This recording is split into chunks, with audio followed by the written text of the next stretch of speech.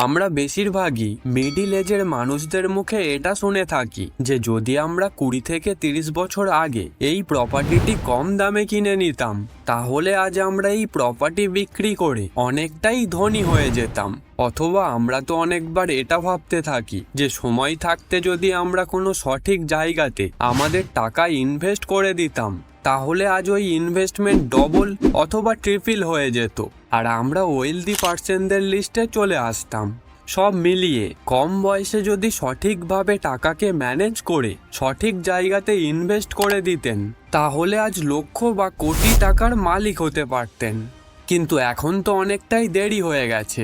ফ্যামিলির রেসপন্সিবিলিটি এতটাই বেশি যে সমস্ত ইনকাম কোথায় খরচ হয়ে যায় বুঝতেই পারেন না। এই অবস্থায় ইনভেস্টমেন্টের কথা তো ভাবাও অসম্ভব। এখন সময় পেরিয়ে গেছে, আর ধনী হতে পারবো না। আপনিও যদি এমন চিন্তাভাবনা করে থাকেন তাহলে বন্ধু এখনো দেরি হয়নি, কারণ আজকের এই ভিডিওতে আমি আপনাকে এমন কিছু টেকনিক্স এবং স্ট্র্যাটেজির ব্যাপারে জানাতে চলেছি যেটা ফলো করে আপনি এখনো অটোমেটিক ওয়েতে ধনী হতে পারবেন। এটা কোনো ম্যাটারই করে না যে আপনার বয়স এখন 30, 35 নাকি 40। আর আপনি যদি আর্লি এজে থাকেন তাহলে তো আপনার ডেফিনেটলি এই ভিডিওটি দেখা উচিত, যাতে আপনি ওই ভুলগুলির ব্যাপারে জানতে পারেন যেগুলি মিডিল এজের মানুষেরা করে ফেলেছেন, আর আপনিও যাতে ওই ভুলগুলি না করেন। বন্ধু, ভিডিওটি অবশ্যই লং কিন্তু অনেকটাই বেশি ইনফরমেটিভ, তাই চলুন আর দেরি না করে শুরু করা যাক। সবকিছু জানার জন্য আপনি ভিডিওটি শেষ পর্যন্ত দেখতে থাকুন। যে স্ট্র্যাটেজির ব্যাপারে আজ আমি আপনাকে জানাতে চলেছি আসলে সেগুলি আমি আপনাকে দ্য অটোমেটিক মিলিনিয়ার এবং স্টার্ট লেট ফিনিশ সিরিজ বই থেকেই জানাবো, যার লেখক হলেন ডেভিড বাক। বেসিক্যালি এই ভিডিওটি তাদের জন্যই যারা তাদের মিডিল এজে পৌঁছে গেছেন আর এটা ভাবেন যে এখন অনেক দেরি হয়ে গেছে আর কিছুই সম্ভব নয়। যদিও 35 থেকে 40 বছর বয়সী মানুষদের মধ্যে এই আফসোসটি সব থেকে বেশি দেখা যায়। তারা সঠিক সময় সঠিক ডিসিশন নিতে পারেন না, যার কারণেই আজ তাদের এমন সমস্যার সম্মুখীন হতে হচ্ছে। কিন্তু এতে তাদের কোনো দোষ নেই, কারণ এমনিতে তো 25 থেকে 30 বছর আগে সঠিক গাইডেন্স পাওয়া যেত না, সঠিক ইনফরমেশনের অনেকটাই অভাব ছিল। আজ যেমন আমরা ইন্টারনেট খুব সহজেই ইউজ করতে পারি, এমনটা আগে কখনোই সম্ভব ছিল না।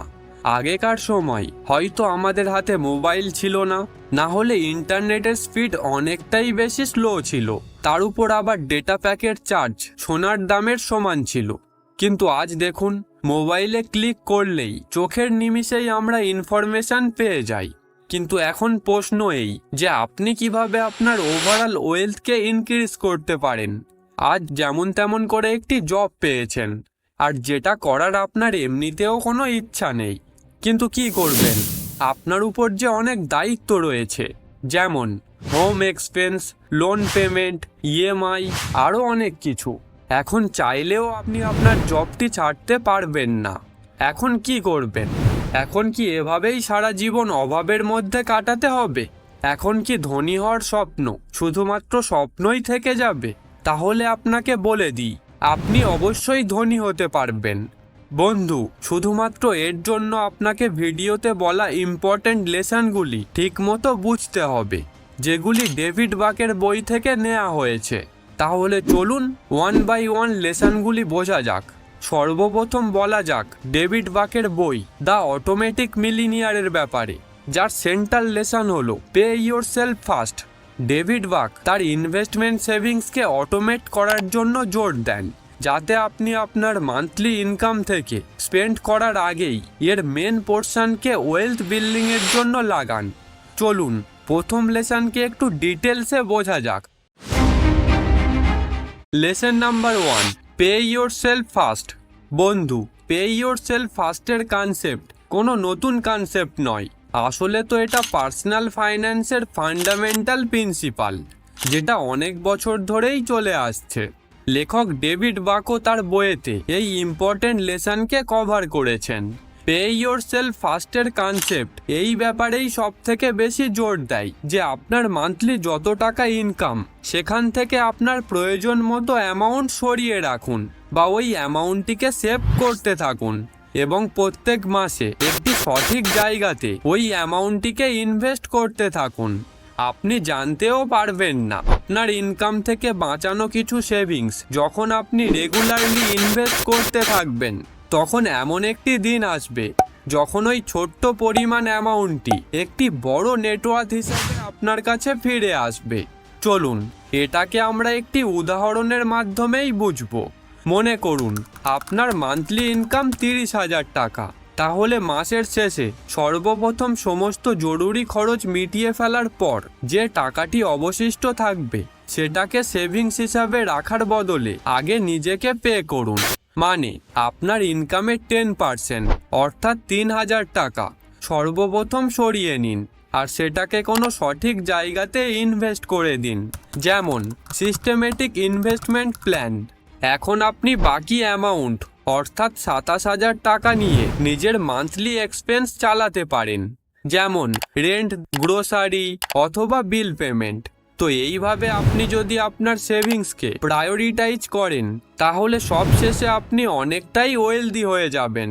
কিন্তু এখন যদি আপনার বয়স 35 থেকে 40 বছর হয়ে গিয়ে থাকে তাহলে ঘরের রেসপন্সিবিলিটিতে এটা বোঝাই যায় না যে মাসের শেষে সমস্ত ইনকাম কোথায় চলে যাচ্ছে। তাহলে এই অবস্থায় আপনি পে ইয়োরসেলফ ফার্স্টের টুইস্ট কনসেপ্টের সাহায্য নিতে পারেন। মানে সর্বপ্রথম আপনি আপনার মান্থলি ইনকাম থেকে 10% অ্যামাউন্ট শর্ট টার্ম গোলে সেভ এবং ইনভেস্ট করতে পারেন, যাতে আপনার কোনো এমার্জেন্সিতে আপনি ওই অ্যামাউন্টটি ইউজ করতে পারেন। এরপর আবার আপনার মান্থলি ইনকাম থেকে 5% অ্যামাউন্ট লং টার্ম গোলে সেভ এবং ইনভেস্ট করুন, যাতে আপনার ফাইন্যান্সিয়াল সিকিউরিটিজ বজায় থাকে। লেসন নাম্বার 2, দ্য ডবল লাঠি ফ্যাক্টর।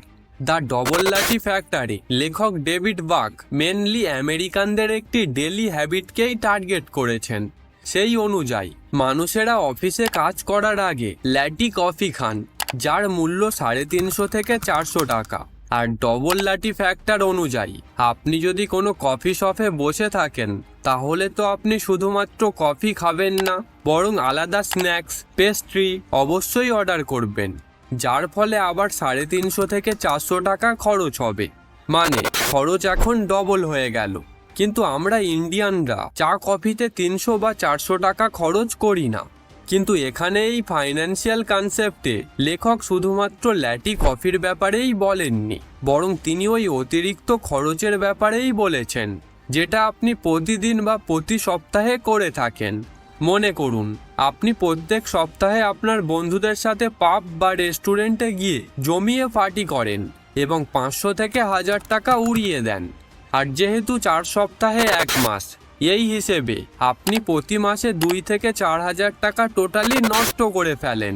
এখন একবার ভাবুন তো, আপনি যদি ওই অ্যামাউন্টটি ওয়েস্ট না করে সেভ করতেন আর পরবর্তীকালে ওই অ্যামাউন্টটিকে কোনো বেস্ট ইনভেস্টমেন্ট প্ল্যান বা গভর্নমেন্ট স্কিম যেমন পিপিএফে ইনভেস্ট করতেন, যেখানে গ্যারান্টেড রিটার্ন পাওয়া যায়, যেমন ধরুন 7 থেকে 8%, এবং সেটাকে আবার এক্স বেনিফিটের সাথেই, তাহলে সময়ের সাথে সাথে 20 থেকে 25 বছর পর ওখান থেকে আপনি ভালো পরিমাণ অ্যামাউন্ট রিটার্ন পেতেন। তো ডবল লাঠি ফ্যাক্টর অনুযায়ী সর্বপ্রথম আপনার খরচের অভ্যাসকে পরিবর্তন করুন।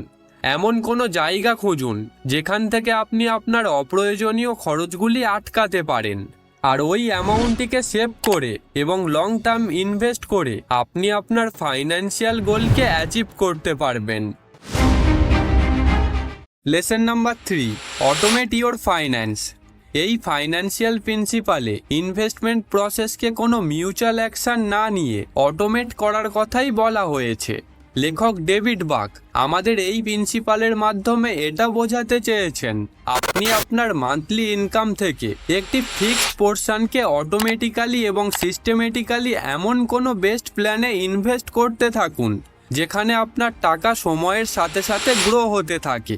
আর আপনি কি জানেন, এখন এই টেকনিক্যালি টাইমে ইনভেস্টিংয়ের জন্য একের পর এক মোবাইল অ্যাপ লঞ্চ হয়ে চলেছে, যেখানে আপনি আপনার ইনভেস্টমেন্টকে অটোমেট করতে পারবেন কোনো টেনশন ছাড়াই। এখানে যেটা হবে, আপনার স্যালারি থেকে একটি ফিক্সড অ্যামাউন্ট কেটে গিয়ে আপনার ইনভেস্টমেন্ট পোর্টফোলিওতে ট্রান্সফার হয়ে যাবে এবং ইনভেস্ট হতে থাকবে, যেখানে আপনার ফিজিক্যালি বা মেন্টালি কোনো ম্যানুয়াল অ্যাকশন নিতে হবে না, সব কাজই অটোমেটিক্যালি হতে থাকবে। Lesson number 4, plan your tax properly. যেমনটা আমরা সকলেই জানি, আমাদের যে মান্থলি ইনকাম সেটা আমরা পুরোপুরি পাই না। গভর্নমেন্ট সেখান থেকে কিছু পরিমাণ অ্যামাউন্ট ট্যাক্স হিসাবে কেটে নেন। এছাড়াও আমরা যখন কোনো জিনিস কিনি তখন জিএসটির নামে আমাদেরকে ট্যাক্স পে করতে হয়। এমন কোনো একটা নয়, বরং অনেকগুলি ট্যাক্সেস আমরা প্রতিদিন পে করে থাকি। কিন্তু যদি কথা হয় ইনভেস্টমেন্ট সম্পর্কে, তাহলে এমন অনেক ট্যাক্স সেভিং ইনভেস্টমেন্ট প্ল্যান হয়ে থাকে যেগুলি ট্যাক্স বেনিফিটের সাথেই আসে।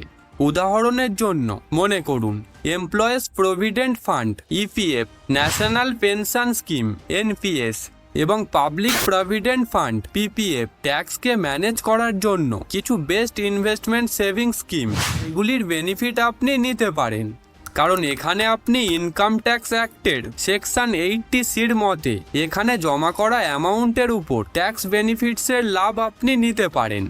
এর অন্তর্গত ইনভেস্টমেন্ট অ্যামাউন্ট, সেখান থেকে পাওয়া ইন্টারেস্ট আর ম্যাচুরিটি হয়ে যাওয়ার পর ফাইনাল অ্যামাউন্ট, এই তিনটি পুরোপুরি ট্যাক্স ফ্রি হয়ে থাকে। এইভাবে প্র্যাকটিক্যালি আপনি আপনার ইনভেস্টমেন্টকে ট্যাক্স সেভিং ইনস্ট্রুমেন্টে অ্যালোকেট করে আপনি আপনার ট্যাক্স লাইবিলিটিসকে কম করতে পারবেন, আর সাথে সাথেই ফিউচার সিকিউরিটির জন্য একটি বড় ওয়েলথ ক্রিয়েট করতে পারবেন।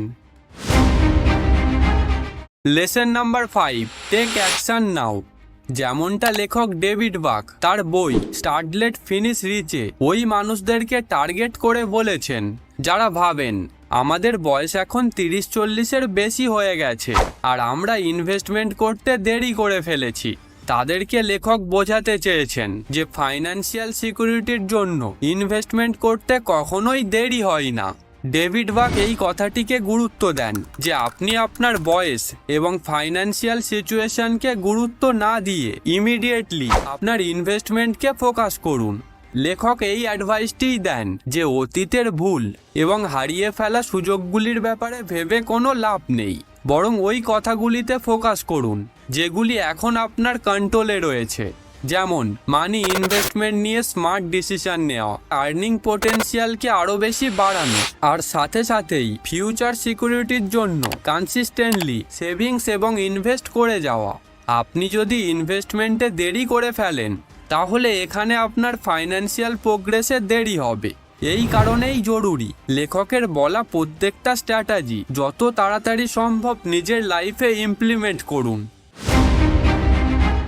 Lesson number 6, leverage the power of time and compounding.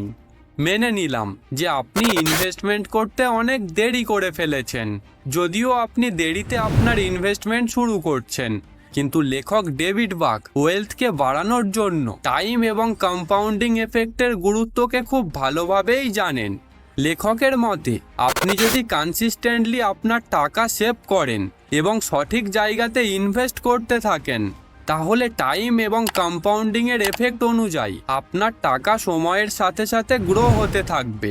চলুন, এটা তো হলো প্রথম টাকা কামানো এবং তারপর ইনভেস্ট করার কথা, কিন্তু হয়তো এমন অনেকেই আমাদের ভিডিওটি দেখছেন যারা আর্লি এজে রয়েছেন, মানে 20 থেকে 22 বছর বয়সী স্টুডেন্ট, যারা হয়তো স্টাডি করছেন বা গভর্নমেন্ট এক্সামের প্রিপারেশন নিচ্ছেন।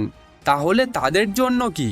এর জন্য চলুন নেক্সট লেসনকে বোঝা যাক। Lesson number 7, make more and more money. টাকাকে বাড়ানো এবং ওয়েলথ ক্রিয়েট করার অনেকগুলি স্ট্র্যাটেজির মধ্যে এটিও একটি ইউজফুল টিপস, যেটা অলমোস্ট সমস্ত এজ গ্রুপদের জন্য ইউজফুল হবে। যেমন আপনি যদি স্টুডেন্ট হয়ে থাকেন আর আপনি যদি ভাবেন যে ইনভেস্টমেন্ট কিভাবে করব, কারণ আপনার কাছে তো কোনো জব নেই যেখান থেকে প্রতি মাসে আপনার ইনকাম আসতে থাকবে, আর এখন ইনভেস্ট করতেও তো টাকার প্রয়োজন, তাহলে কি করবেন? আর আপনি হয়তো কোনো জব করছেন কিন্তু হাজার চেষ্টার পরেও ইনভেস্টমেন্টের জন্য কোনো টাকা সেভ করতে পারছেন না, তাহলে কি করবেন? এই দুটি সিচুয়েশনেই আপনাকে একটি আলাদা কোনো পার্ট টাইম জব করতে হবে, যাতে স্টুডেন্টরা স্টাডি করার সাথে সাথেই ইনকাম করতে পারে, আর আগে থেকে ইনকাম করা মানুষেরা এক্সট্রা ইনকাম করতে পারে। যেমন টাকা ইনকামের জন্য আপনি বাড়িতে বসে কোনো ফ্রিল্যান্সার জব করতে পারেন, যেখানে আপনার এক্সপেকটেশন রয়েছে, যেমন blog content writing, script reading, website designing and developing এবং গ্রাফিক ডিজাইনিং। স্টুডেন্টরা এই ফ্রিল্যান্সার জবটি তাদের যে কোনো সময় করতে পারেন, আর ক্লায়েন্টদের প্রজেক্ট সাবমিট করে ভালো পরিমাণ টাকা উপার্জন করতে পারেন। এছাড়াও আপনি যদি স্টাডিতে খুব ভালো হয়ে থাকেন, তাহলে অনলাইন টিউশন বা হোম টিউশন করে আলাদা ইনকামও করতে পারেন। অথবা আপনার যদি সোশ্যাল মিডিয়ার নলেজ থাকে, তাহলে বড় পেজের জন্য সোশ্যাল মিডিয়া ম্যানেজমেন্টের কাজও করতে পারেন। শুধুমাত্র এতটুকুই নয়, আপনি যদি কোনো কাজে এক্সপার্ট হয়ে থাকেন, আর যদি ওই স্কিলটির মার্কেটে অনেকটাই বেশি ডিমান্ড থাকে, তাহলে ওই স্কিলটির পিডিএফ বানিয়ে বা কোয়ালিটি ইবুক বানিয়ে ইনস্টা মোজোর মতো প্ল্যাটফর্মে আপলোড করে অনেকগুলি কপি অনলাইনে সেল করতে পারবেন, যেখান থেকে আপনি অনেকটাই বেশি প্রফিট করতে পারবেন। কিন্তু এখানে আসল কথা হলো টাকা উপার্জন করা নয়, বরং ওই টাকাকে কোনো সঠিক স্কিমে ইনভেস্ট করা।